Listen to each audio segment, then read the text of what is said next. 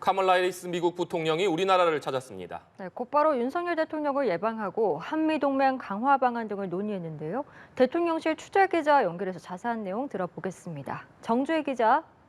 네, 해리스 부통령은 일본에서 아베 신조 전 총리 장례식 참석 등의 순방 일정을 마치고 오늘 우리나라를 찾았습니다. 조 바이든 대통령이 지난 5월 방한한 데 이어 4개월 만에 미국 행정부 2인자가 우리나라를 찾은 건데요.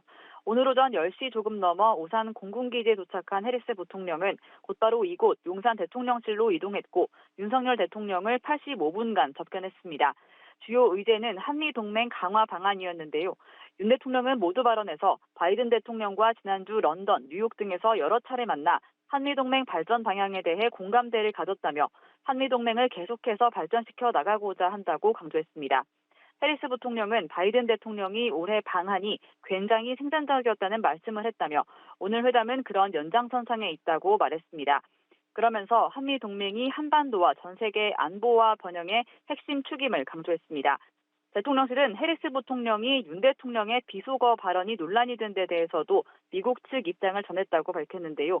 미국은 전혀 개의치 않는다며 바이든 대통령은 윤 대통령을 깊게 신뢰한다고 말했다고 강조했습니다. 네, 정 기자, 접견 자리에서 인플레이션 감축법으로 인한 한국 전기차 차별 문제도 논의가 됐습니까? 네, 비공개 회담에서는 IRA로 인한 한국 전기차 차별 문제 등 경제 이슈도 다뤄졌습니다. 윤 대통령이 한국의 우려를 거듭 전달했고 해리스 부통령은 한국의 우려를 잘 알고 있다면서 보다 진전된 답변을 내놨다고 대통령실이 전했는데요.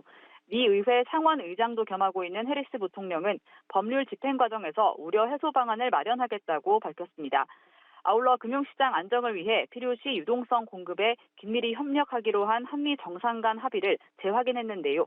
대통령실은 한국은행과 미 연방준비제도가 협의하고 있는 사항이라고 했습니다.